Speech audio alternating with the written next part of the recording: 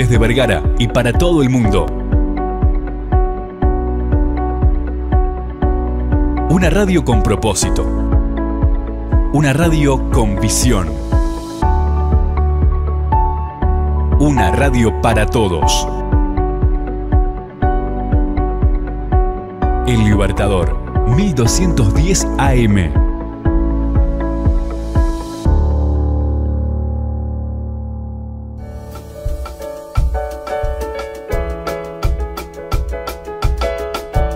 Cada libro es una puerta a un universo real o imaginario. Cada autor un creador, un artífice, un mago. Libros, autores, lugares e historias los descubrirás en Para Viajar Lejos. Con la profesora y escritora María García Marichal.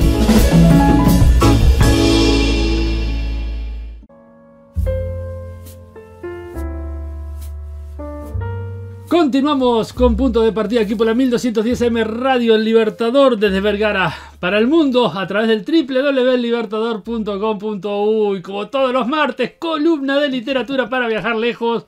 Tenemos un bachecito ahí pequeño, bueno, porque a veces pasan cosas. Yo digo que pasan cosas y bueno, hoy volvemos a retomar las columnas, que tenemos muchísimas, ¿no? Creo que, si no me equivoco, esta es la columna número 89, si no me equivoco. Ya unas cuantas. Tenemos que celebrar cuando lleguemos a las 100. Y bueno, pueden mandar sanguchitos, pueden mandar lo que quieran, que no hay ningún problema. Acá se acepta todo, se acepta todo, no hay ningún problema. Dijera nuestro querido Omar Gutiérrez, ¿no? Manden sólidos. Manden sólidos. ¿Cómo nos enseñó a manguear Omar Gutiérrez? Era maravilloso, un capo. ¿Cómo estás, María? Muy bien, feliz de estar acá contigo, feliz de estar con la audiencia. Un saludo muy, muy, muy afectuoso para todos. Bueno, acordate que, bueno, sí, lo voy a repetir de vuelta, las redes sociales nos pueden buscar, también en YouTube, donde nos van a encontrar. Buscan el Libertador AM, el Libertador Vergara, Radio Libertador, Vergara, bueno, buscan ahí en las distintas redes y después aparecen ahí abajo también en los títulos, así que pueden encontrarnos, buscar los contenidos, ir para atrás, venir para adelante. Cosas muy interesantes. Hemos tenido capítulos muy interesantes. Y bueno, de acá en más vamos a tener mucho más, por supuesto. Pero ¿por dónde vamos a ir hoy? Bueno, hoy nos vamos a ir a Portugal. ¿Qué te parece? Me parece bien. No hemos trabajado autores portugueses y vamos a trabajar tal vez el más grande de los autores portugueses reconocidos en la literatura universal. Un hombre muy particular, un innovador de las letras no solo portuguesas, sino europeas, una de las figuras literarias más importantes del siglo XX. Estoy hablando de Fernando Pessoa. Nuestros amigos de la zona de frontera seguramente que conocen a Fernando Pessoa, porque es un grande de la literatura. Vamos a conocer un poco de su vida, ¿querés? Por supuesto. Porque era un para hombre, eso estamos. Sí. Era un hombre muy especial, muy particular, un gran creador. Pero además, una de las características, no solamente es que renovó la literatura portuguesa e hizo un gran cambio en el futurismo de la literatura europea, sino que además Fernando Pessoa se consagró como escritor fundamentalmente después de que falleció. La mayor parte de la obra de Fernando Pessoa se conoció póstumamente, pero incluso por su propia, digamos, por su propia manera de ser. Ahora yo te voy a... ¿Que no publicaba? Publicó muy poquito. Bueno. Muy poquito. Ahora te cuento. Se llamaba Fernando Antonio Nogueira Pessoa, poeta, narrador, dramaturgo, ensayista, crítico literario, editor y filósofo. Imagínate la mente de ese hombre, ¿no? Portugués, considerado, como les decía, uno de los escritores más importantes del siglo XX y uno de los más grandes poetas en lengua portuguesa. Fernando Pessoa nació el 13 de junio de 1888 en Lisboa, la capital de Portugal, y falleció el 30 de noviembre de 1935 en la misma capital. Falleció joven, relativamente joven. Sí. Sus padres eran María Magdalena Pinheiro Nogueira y Joaquim de Seabra Pessoa, pero el papá de Fernando murió cuando él tenía 5 años, cuando Fernando tenía 5 años. Entonces la madre se casó bastante pronto con João Miguel Reoea, que era comandante del ejército, pero que además era diplomático. Entonces viajó, Viajó. lo que determinó también que Fernando pudiera, digamos, empaparse a nivel cultural Claro. de las corrientes filosóficas, literarias, pictóricas de Europa en general, lo que estaba en ese momento en mucha efervescencia. Quien lo marcó más fue su abuela materna, que se llamaba Dionisia. La abuela Dionisia marcó a Fernando desde un punto de vista que podríamos decir no fue del todo positivo para él, porque Dionisia era una mujer con problemas mentales.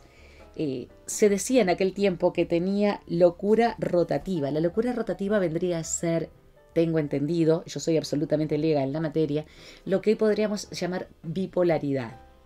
Es decir, a tiempos generalmente eufóricos y de mucho positivismo a nivel de su vida, pasaba a crisis que terminaban siendo muy violentas. Entonces esto marcó a Fernando, era un problema familiar y marcó también a Fernando. Y él decía que él había heredado eso de su abuela. Y él mismo se autodiagnosticaba y decía que tenía una depresión histérico-neurasténica. En realidad tenía problemas que seguramente eran heredados, pero además de eso tenía una forma particular de ser. Y estamos hablando de principios del siglo XX, las primeras décadas. Entonces, la salud mental no estaba ni reconocida ni tratada como claro. en la actualidad. Sí, no, muy bien. Vos sos muy joven, pero muchos de nuestros oyentes recordarán que, por ejemplo, normalmente se los encerraba a las personas que tenían problemas de tipo mental, de tipo, digamos, de insanía o de lo que podría ser un retraso mental, un problema de intelecto descendido. Generalmente se los encerraba o en la casa o en una institución si la gente tenía cómo. Entonces creo que la abuela Dionisia tuvo que ver, pero además el hecho de convivir con ella, el hecho de no tener un tratamiento, fue importante para Fernando. Eso no desmereció en absoluto lo gigante de su obra, ¿no? Porque su obra realmente es gigante. Bueno, su primer poema lo hizo a los 7 años. A miña querida mamá se llamaba. Dulzura. ¿Te imaginas? 7 años llevarle un poema a su mamá. Lo escribió con 7 años y esa fue la época justamente en la que se instaló en Durban, en Sudáfrica, porque su padrastro tenía un cargo diplomático allí. Aprendió allí inglés. El inglés sudafricano es el mismo inglés de Inglaterra, un poco más duro debido a las mezclas, ¿no? Con los distintos pobladores sudafricanos, como por ejemplo los holandeses, los mismos aborígenes, etcétera. Pero aprendió inglés que él después afinó e incluso escribió muchos artículos en inglés y él mismo traducía. Él traducía su propia obra del portugués al inglés. Sí, también recordar que esos países en esa época también tenían colonias, ¿no? Colonias, eran colonias. En aquella época estamos hablando de colonias. Sudáfrica era una colonia del Reino Unido. Bueno, estudió traductorado, es decir, como ya hablaba inglés, estudió el traductorado e hizo la carrera de traductorado y algunos semestres más de distintos tipos de disciplina en la Universidad de Cape Town, en Sudáfrica, y posteriormente en Lisboa. Es interesantísima la carrera, cómo empieza su carrera, porque su carrera no fue de editar o de publicar su obra, sino de tratar de difundir, y principalmente de difundir las corrientes más, digamos, más nuevas en ese momento, ¿no? Entonces, por ejemplo, aparece con un movimiento literario llamado Orfeu, que fue la punta de lanza de lo que son los futurismos en Europa, principalmente en Portugal, pero que después se va a extender por Europa. Estamos hablando de vanguardias literarias y estamos hablando de un hombre que estaba muy preparado y que seguía estudiando y que además leía muchísimo. Por otra parte, fue colaborador, como te decía, de revistas como Centauro, Portugal Futurista, Contemporánea, Presenza y Descubrimento. Esas revistas tenían obras de Fernando Pessoa, pero además eran obras de colaboración. Entonces aparecía mucha gente que se dio a conocer gracias a esta faceta de editor de Pessoa. De ahí fue lo importante también, ¿no? Lo trascendente de él. Claro, todos tenemos un lado oscuro. Y Fernando Pessoa tenía su lado oscuro. Era un alcohólico, y un fumador empedernido. Se llegaba a fumar 4 cajetillas de cigarrillos diarios. Sí, estamos hablando de una locura. Sí. Además de muchísimo alcohol. Y todo lo que ganaba se lo dilapidaba vistiéndose como un dandy, digamos. Pero porque no quería tener dinero. Entonces iba al mejor sastre que hubiera en la ciudad donde él se encontraba y se hacía hacer los trajes a medida. Entonces siempre estaba como un figurín de revista, Fernando Pessoa. Pero no quería saber nada con un trabajo que fuera... ¿Cómo te puedo explicar? Un trabajo que le determinara un horario. Él quería dedicarse al arte. Entonces de ahí su trabajo en las revistas, de ahí su trabajo para publicar vanguardias, el hecho de estar investigando, de siempre estar estudiando. Pero al mismo tiempo su salud física, además de su salud mental, que ya estamos hablando de un hombre que tenía problemas que él mismo se diagnosticaba, hicieron que fuera desgastándose con mucha rapidez. Y eso fue un gran dolor, fue una pena porque podría haber seguido trabajando y publicando. Rechazó varios empleos que tenían una muy buena remuneración y se dedicó en cuerpo y alma al arte literario. Al arte literario suyo y de otros. Tuvo una novia solamente, Ofelia Queiroz. Y el libro que publicó en vida se llama Mensaje. Un libro que, por supuesto, tiene todas las características de Pessoa, ¿no? Su innovación, su fineza, su vanguardismo. Pero guardó en un baúl 27.543 páginas de escritos. Estamos hablando de un hombre que realmente tenía una modalidad, una forma de ser muy particular. ¿Sabes que me recuerda un poco a Sábato? Que escribía y rompía las obras. Exacto, rompía todo. Sábato tiene 3 libros. Sí, pero dice que escribió miles y miles y miles y miles de páginas. Y algunos de los que escribió se salvaron porque la esposa... la esposa, claro, exactamente.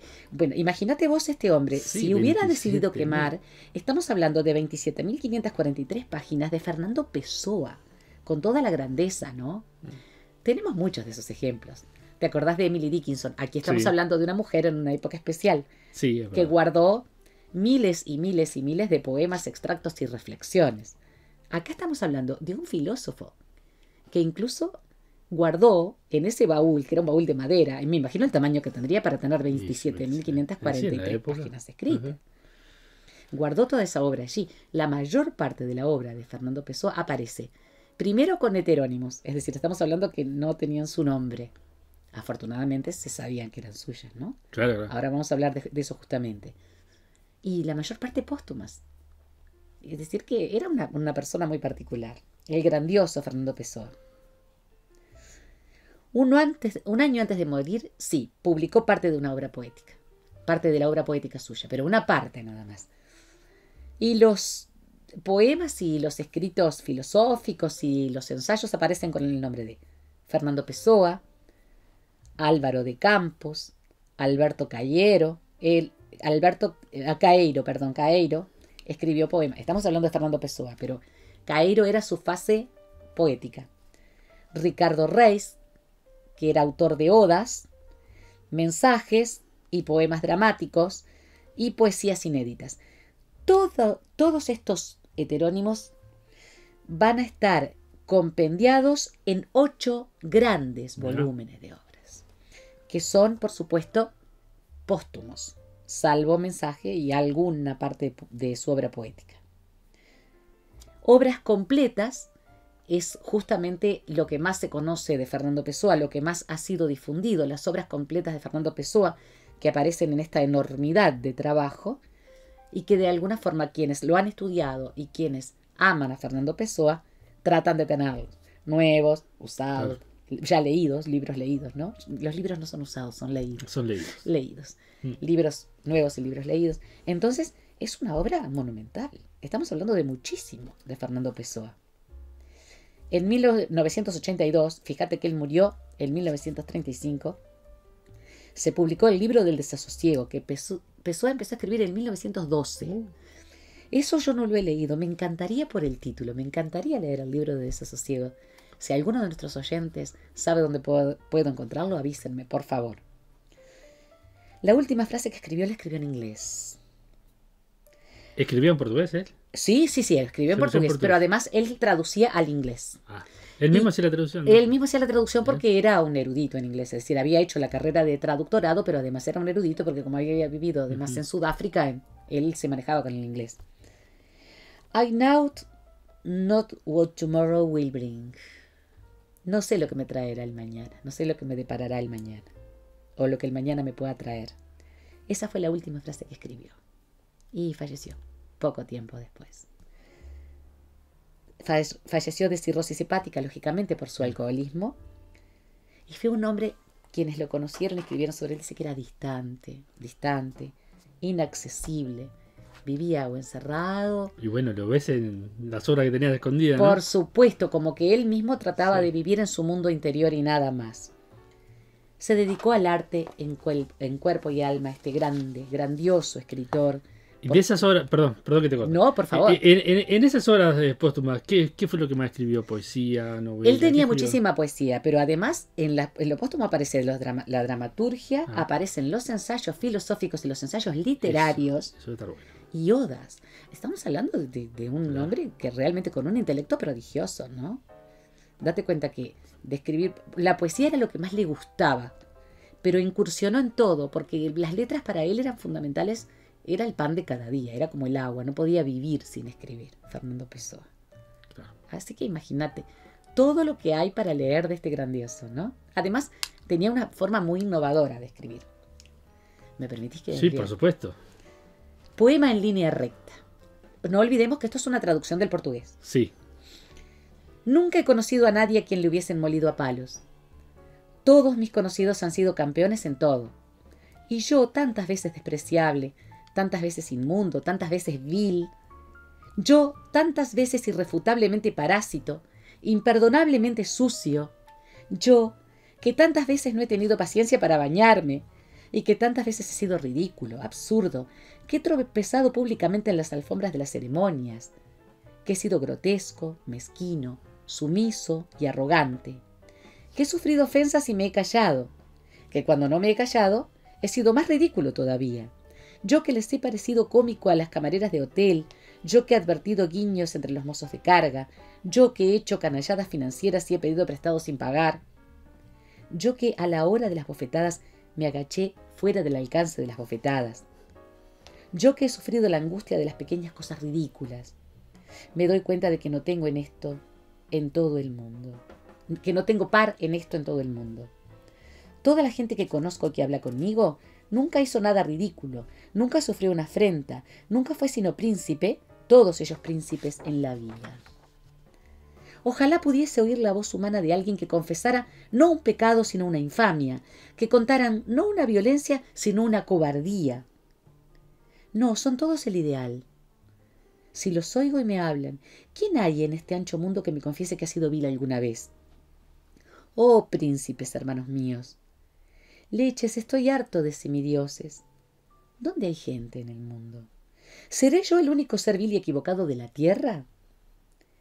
Podrán no haberles amado las mujeres, pueden haber sido traicionados, pero ridículos nunca. Y yo, que he sido ridículo sin que me hayan traicionado, ¿cómo voy a hablar con esos superiores míos sin titubear? Yo que he sido vil, literalmente vil, vi en el sentido mezquino e infame de la vileza. ¡Pah! El sarcasmo, Sí, sí. impresionante. Su sarcasmo era, en algunos casos, rabioso, impresionante. Y me gustaría leerte otro que a mí me encanta. Bueno. Se llama Aniversario. Bien. En el tiempo en que festejaban el día de mi cumpleaños, yo era feliz y nadie había muerto. En la casa antigua, incluso mi cumpleaños era una tradición de siglos, y la alegría de todos y la mía estaba asegurada con una religión cualquiera. En el tiempo en que festejaban el día de mi cumpleaños, tenía yo la gran salud de no entender cosa alguna, de ser inteligente en medio de la familia y de no tener las esperanzas que los demás tenían por mí. Cuando llegué a tener esperanzas, ya no supe tener esperanzas. Cuando llegué a mirar la vida, perdí el sentido de la vida. Sí, lo que supuse que fui para mí, lo que fui de corazón y parentesco, lo que fui de atardeceres de media provincia, lo que fui de que me amaran y ser yo el niño, lo que fui, ay Dios mío, lo que solo hoy sé que fui, qué lejos, ni lo encuentro. El tiempo en que festejaban el día de mi cumpleaños, lo que hoy soy es como la humedad en el corredor al final de la casa que mancha las paredes. Lo que hoy soy, y la casa de quienes me amaron tiembla a través de mis lágrimas, lo que soy hoy es que hayan vendido la casa, es que hayan muerto todos, es que haya sobrevivido yo a mí mismo como un fósforo frío en el tiempo en que festejaban el día de mi cumpleaños. Qué amor mío como una persona ese tiempo. Deseo físico del alma de encontrarse allí otra vez por un viaje metafísico y carnal, con una dualidad de mí para mí. Comer el pasado como a pan con hambre, sin tiempo para mantequilla en los dientes. Veo todo de nuevo con una nitidez que me ciega para cuanto hay aquí. La mesa dispuesta con más lugares, con mejores dibujos en la loza, con más copas. El aparador con muchas cosas, dulces, frutas, el resto en la sombra bajo el elevado, las tías viejas, los primos diferentes, y todo por causa mía, en el tiempo en que festejaban el día de mi cumpleaños. Detente, corazón mío, no pienses, deja el pensar en la cabeza. Oh, Dios mío, mi Dios, Dios mío, ya hoy no cumplo años, perduro, se me suman días, seré viejo cuando lo sea y nada más. Rabia de no haberme traído el pasado robado en la mochila, el tiempo en que festejaban el día de mi cumpleaños. Muy bueno. Muy ¿Verdad bueno. que es hermosísimo? La Muy nostalgia. bueno. Cómo empieza es muy sutil. Era feliz y nadie había muerto. Y nadie había muerto. ¿Pasa es que eso a mí, es una frase... A mí es el de los poemas de Pessoa, es el que más me gusta de todos. Porque además te retrotrae, como nos retrotrae a todos, a lo que era el pasado con todos. ¿No? No haberme rabia, no haberme traído en la mochila. Pues es que es realmente grandioso. A mí me encanta. Sé que muchos de nuestros amigos en la frontera lo conocen porque es muy respetado. Imagínate. Por la lengua. Claro, mismo, ¿no? Por la lengua. Y es además se considera el mayor autor en lengua portuguesa en la literatura universal. Ha pasado Fernando Pessoa. Muy bueno. La verdad que es muy bueno. Bueno, los cafés literarios. Siguen los cafés literarios. Seguramente serán octubre, noviembre y hasta los primeros días de diciembre. Sí. En casa, el Jardín de la Palabra, los viernes de 4 a 6, ya cuando empiece el calorcito los pasamos de 5 a 7 claro. otra vez. También puede ir por Zoom ese. Claro. Después en Progreso, Literatum, esto es los miércoles. Los miércoles de 4 a 6 en el Centro Cultural, en el Espacio Cultural de Progreso. Ahí va. Y en el Centro Cultural Carlitos de las Piedras, los miércoles están los desayunos literarios que hacen maravillas, hicieron maravillas para el Día del Patrimonio y seguirán haciendo antes de que se termine nuestro año de trabajo. Vamos a tener varias sorpresas. Bueno, muy bien. Bueno, gracias María por habernos acompañado y nos reencontramos en la próxima. Un placer, nos encontramos en la próxima audiencia. Un abrazo muy grande.